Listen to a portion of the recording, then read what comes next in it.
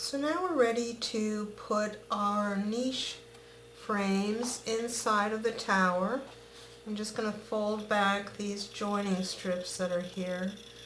And I'm going to take the heavier, I have one that's a little bit heavier, and that's the one that I'm going to put in the stationary part of the tower, which is on the right. And this should fit in here so that the little 1/4 inch joining strips that we have will come right up to the edge of the chipboard of the tower, and you can see that when you've got these joining strips peeled down. These are not, the joining strips are not used at this point, so just keep them out of your way. So I'm just kind of looking to see where that is all going to go and testing it out. So when the niche frame is settled in there, the back parts of it will end up hitting on the first and the fourth panel. And they hit about 3/8 of an inch in from the second and third panel. So I'm just going to take my chalk pencil and draw a line here. This is just kind of roughly where they're going to hit there.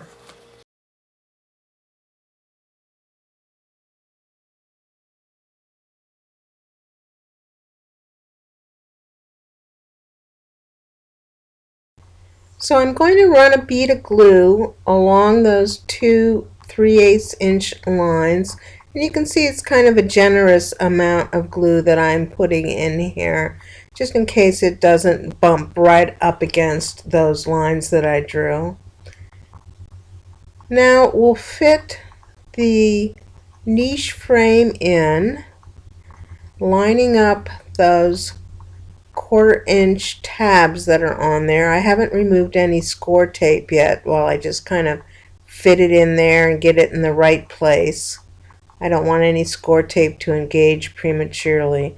I'll check my two side edges and just make sure everything is exactly where I want it to be. And now I'll start with the bottom edge and remove that score tape backing from the bottom tab. And line up that edge carefully with the edge of the chipboard and give that a burnish. And now we'll work on the top edge, again removing the score tape backing.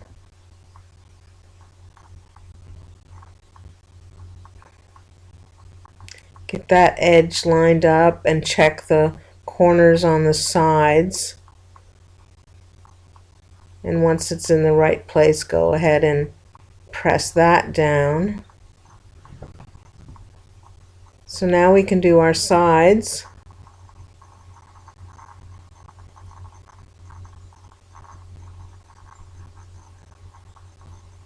Lining up those edges.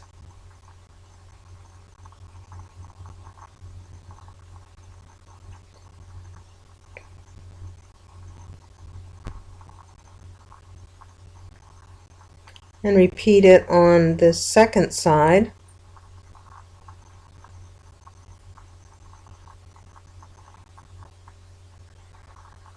Again, making sure that the edge of that cardstock tab aligns with the chipboard.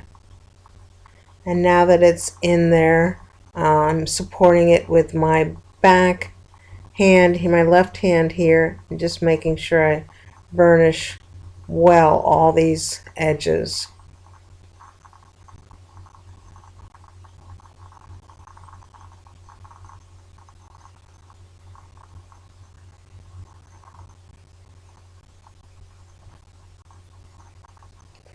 On the outside and the top and the bottom, I can place it against my work surface to support it to do the burnishing.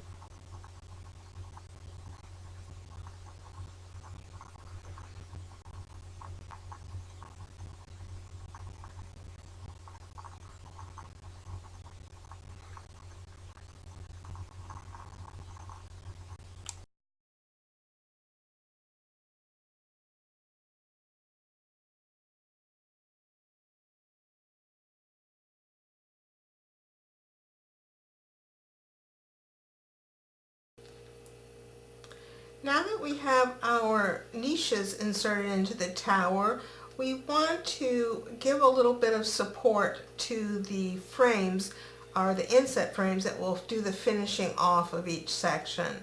And what we're going to do is cut some pieces, and they're labeled here as frame spacers. There are 8 that are cut a 1/4 inch wide, and I have 3 that are cut 5 inches wide. 5/8 of an inch wide. And what we're going to do is put some score tape on these and cut these to length, and just double them up so that we can put insert 2 on each. We'll use the skinnier 1/4 inch ones on the vertical side, just right on top of the frame, and then we'll cut the 5/8 inch ones to fit in between and double those up as well. So we'll do that before we put our insets on.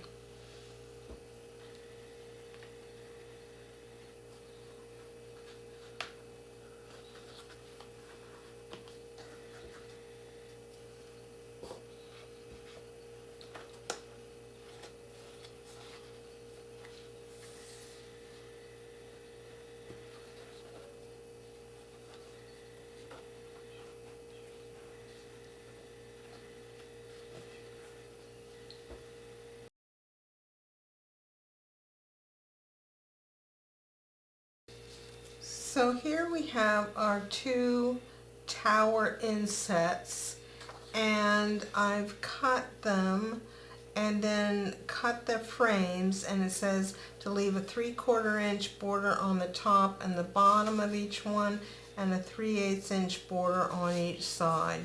And that's from the cutting directions on page 2. So one of these will frame out the right side, the stationary side of the tower, and the other one will frame out the left side. And they also are the part that helps the 2 towers join. So we want to put some magnets on them. And I'm going to put the magnets, we'll look at the stationary side, and they're going to go on the right side. And I'm going to measure in a 1/4 inch from the right down here at the bottom, and then I'm just going to center my magnet so that the edge is going to be at that 1/4 inch. I'm centering it vertically. And I like to reset my magnets a little bit, so I'm just going to draw a circle that's slightly bigger than 3/8 of an inch.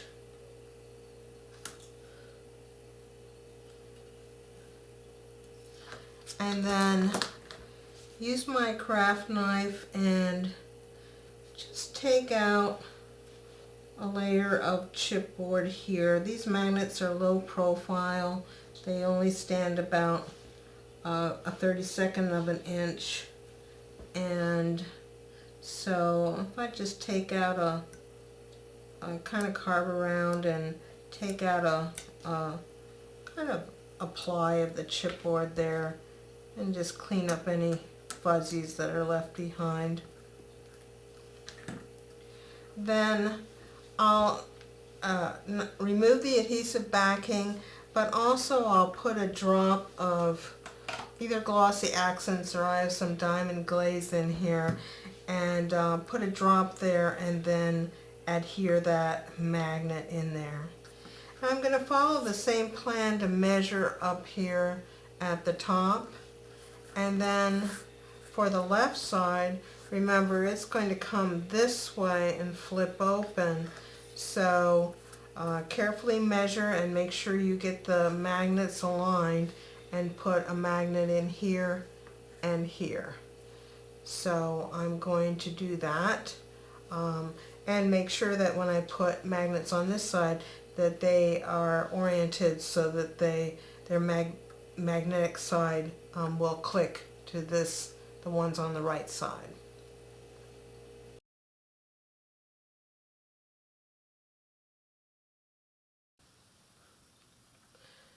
So while the glue on our magnets is setting up, I'm going to do a little prep on these joining tabs here.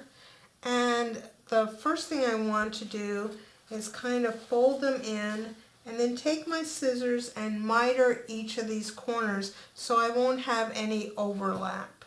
So I'm just going to stick my scissors in towards that point. And sometimes you kind of mark it and then have to go back and do the final cuts. And then kind of check and see. Your goal is you don't want to have any extra bulk down there. So I'll do that on all of the edges here, and then once I've done that, I'm going to come back with my black magic marker and hit these white edges so they won't show. Now we're ready to do a little dry fitting, and I'm going to put my frames in, and remember they fit inside of the side walls.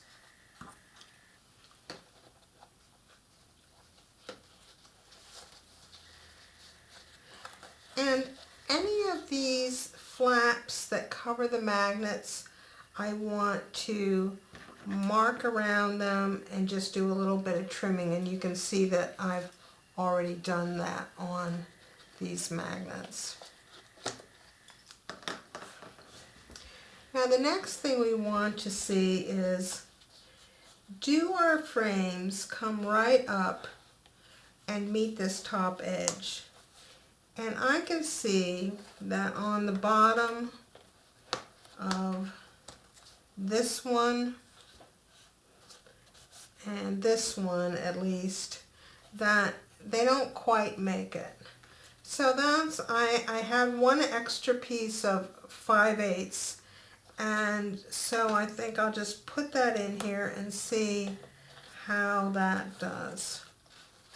It doesn't seem to need it on the sides, but I want that to come up as flush as possible there. So I think that'll help that. And we'll do the same thing over on this side. That's better. And then flip it around up here and see what the story is. Yes, it needs it on this side, and it looks like it needs it on this side as well. Now yours may be a little bit different. You know, I don't think it needs it on the sides. We don't want to come past the edge of the chipboard, but we want it to be up nice and flush, especially where the areas of the magnets are. So I've got those to put in here. And I'll attach those down, and then we'll be back to attach these frames. So now I have those extra pieces of chipboard in, and I'm ready to attach my frames. And I should say that I did mark on the frame that I did to begin with that it's where the top and that it's the stationary section. So just, I don't think there's any difference. I haven't done any trimming or anything of my frames. So it shouldn't make any difference, but I think that I just wanted to make that note. Now we can remove our score tape backing from these edges, and we'll just want to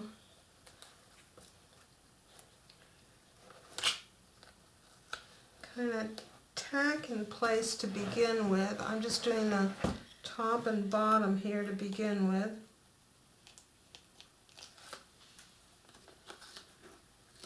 Making sure I'm inset.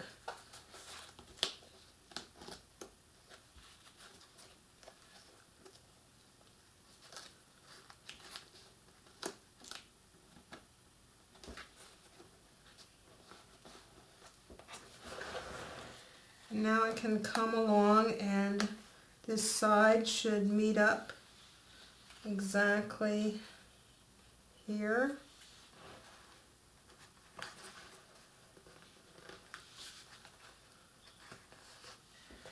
And then making sure that this is inset over here.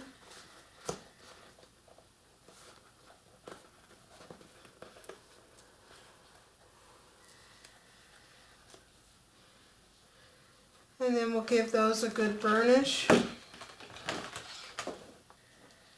And then I'll repeat that on the other side. Okay, we've got a little trimming to do on the inside here. But before we do that, let's check our strength of our magnets. It may be that we have a little too much bulk and we need to double up our magnets. So I'm just going to put a couple of pieces of cardstock in here between the sections and then close this up. Mine seems to be holding okay. It's not super strong. If you were concerned about it, you could consider taking a couple of extra magnets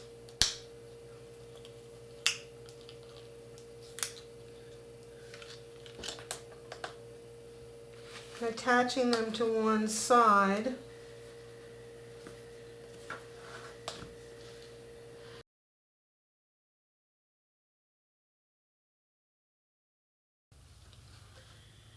I wanted to use some green paper to trim out the tower, but the green paper is at a premium in this paper collection. There's only one sheet that has that's predominantly green, and to add complications to it, on the other side of the green paper are the books.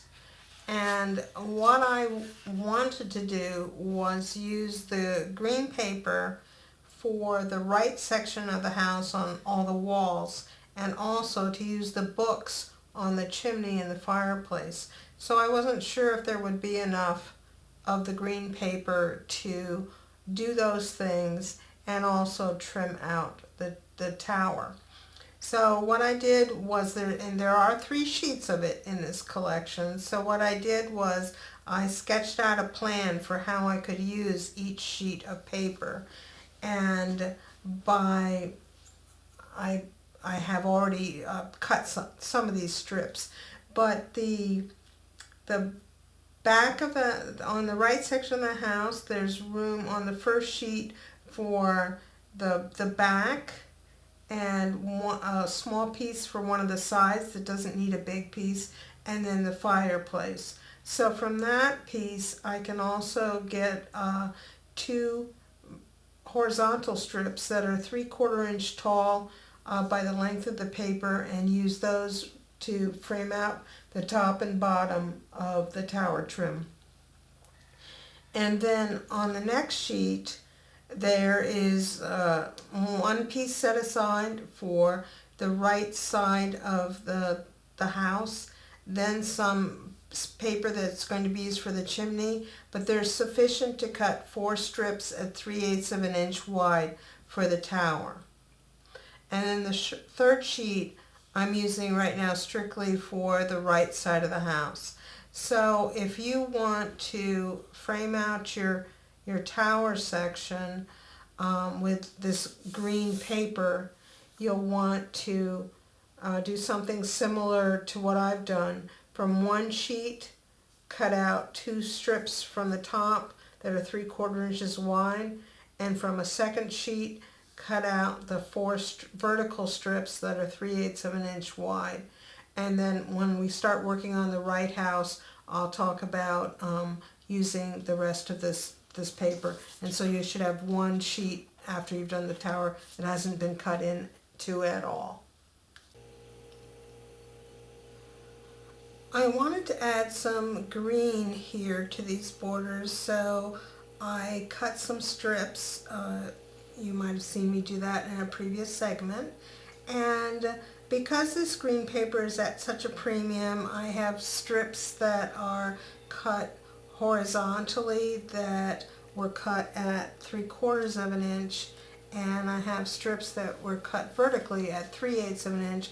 I'm going to just miter the corners here as I come in.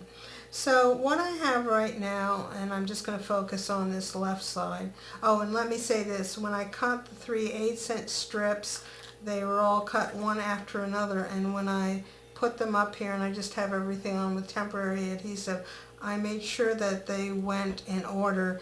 It just looks better here in the center if they're not jumbly looking. So then I'm just going to center my 3/4 inch strips here, and then cut miters down to the corners. So yes, I'll put these borders on and then I'll be back.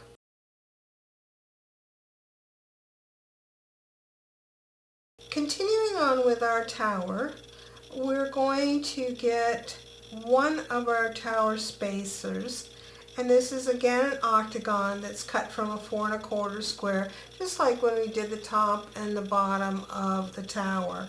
And so I've done that and I've cut it in half. I'm going to reserve this half for now, and this half that I have here, we're going to attach it to the bottom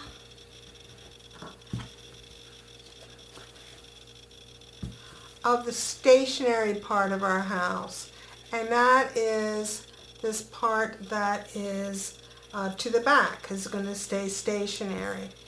And the reason we're doing that is to give a little bit more height to that part so that the front of the tower is slightly above ground. Now we're going to put something in there also to help it pivot, but adding this spacer here will help it. So I'm going to get that attached and then I'll be back. Alright, so I've added my extra piece of chipboard to the bottom of the stationary half, and don't worry if it's a little wobbly. We're going to take care of that in a minute. So let's just put this aside. We're going to cut some foundation paper, and I'm using this paper. It's the Rare Oddities. It's the back of the kind of the feature graphic from the paper line. And I'm going to cut a strip that's 1 3/4 inches wide. Now this eventually will go around the whole house, and I want to kind of match up the pattern. So before I take this piece and use it, I'm just going to mark on here where I want to cut the next piece so that I will get the same pattern. Now, if that doesn't not a concern to you, well, don't worry about it. Just keep on cutting your 1 3/4 inch pieces. Now we're going to score this on the bottom edge at 1/2 inch.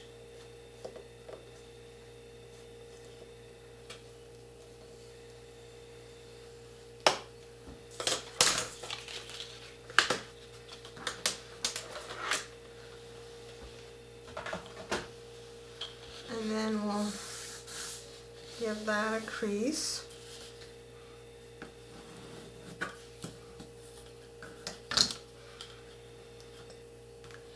Now, for the stationary part of the house, we'll start it here at the where the house the join is between the two parts, and we'll go through past this one and probably 3/4 of the way into the second panel. So that's going to be a measurement of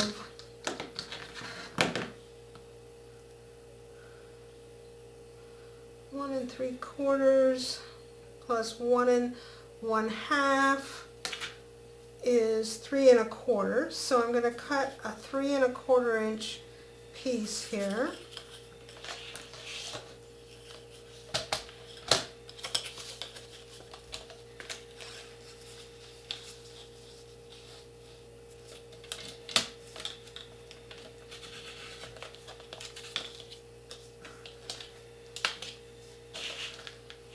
And we'll put some score tape on this, of course.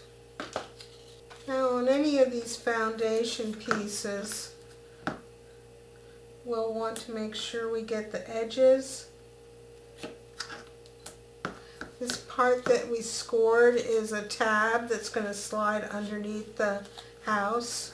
So I'm going to put another piece, and I could have used 1/4 inch, I just grabbed the 3/8 there. So I have this kind of action going on, and then I'm going to do a little inking.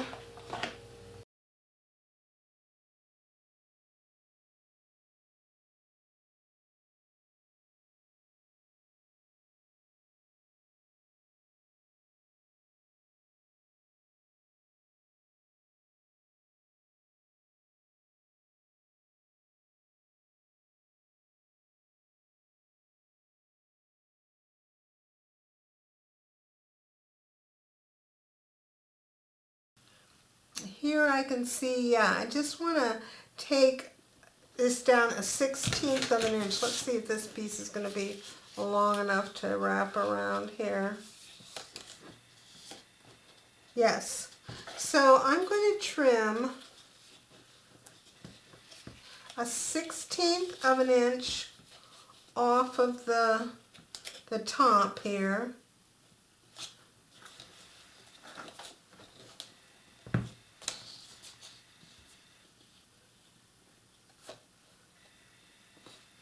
Now my pattern may not match exactly because, you know, in reality the 16th should come from this bottom, but I'm not going to get that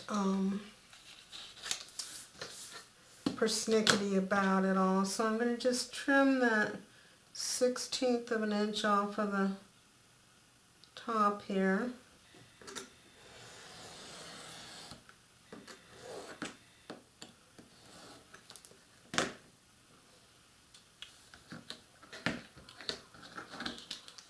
And then I'll just ink this and install it like I did before. Now we're going to want to go from this black line here, and we're going to go right to the edge of this paper over here. Now you might think, okay, why didn't we wrap and come inside here? We didn't want to have any more bulk, so I realized this edge may not be, you know, as clean as you know, if it had been wrapped, but I think if you bring it right to this edge, it'll be just fine. So I'm going to do that, and then I'll be back. So I've come back to remind you that when you wrap these tabs to the bottom, you want to make sure that you don't cross over the split between the two tower halves here. So check that out and make sure that you're not going across there when you add. In order to get this length right here, I stopped attaching back at this point, and then I've just wrapped around here, made some tick marks and snipped that off, and yeah, so now I have that the right angle, and then I'll, you know, make my release cuts here so that I can wrap as I come around these corners here.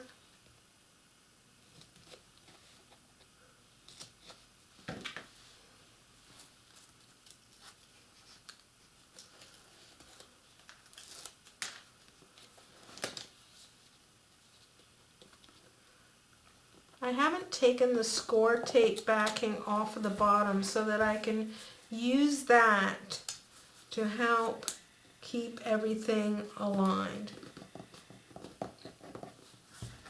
And so now that I've got everything done, I can check my corners and make sure they're not showing, and I can take a little bit of black ink here.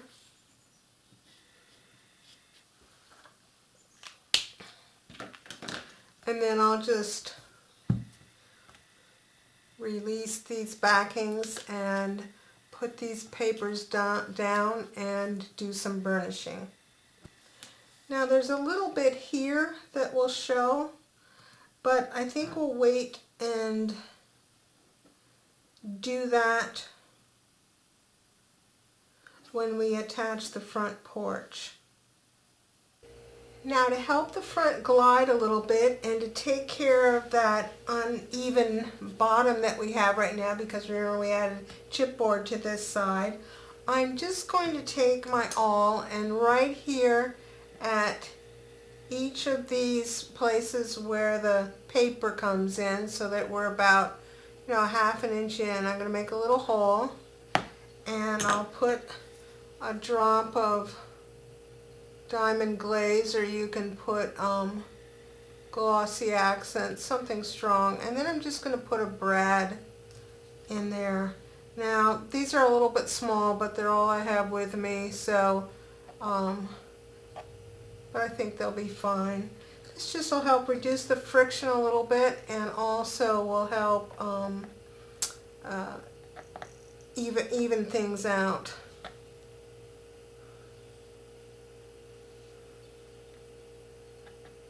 Find my hole there. There we go.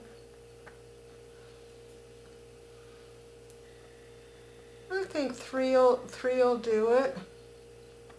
I'm staying away from this edge here. If you think that it needs more, you'll want to stay back at least 3/4 of an inch or so to put any more in here. But I think this will take care of it right here. So we'll let those set up. Now I'm going to trim off this foundation just by putting a piece of the 1/8 inch black right above, directly above the paper we just added. And this is the same with that we trimmed all the windows out in. So I'll just kind of measure. This isn't critical on this end, of course, because it's going to be buried behind the house or inside of the left house. So this again is just black cardstock that I put a big strip of score tape, and I just cut it at 1/8 inch using my paper trimmer.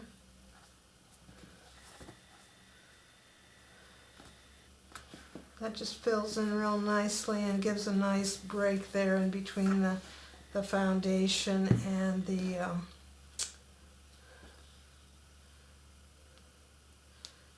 rest of the tower. And we'll just start that there. Continue it around.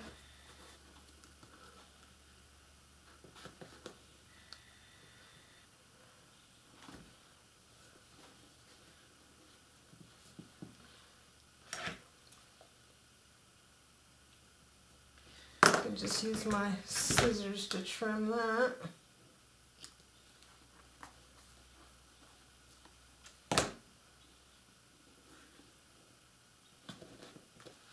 I'm going to give that a burnish. I'm still waiting on this side. We'll see if I made the right decision, and if not, I'll update the video to tell you to do this side at that time. So that's the tower for now. And personally, I never get tired of looking inside here. We still have our little drawers to make, but we'll make all the little drawers at the end.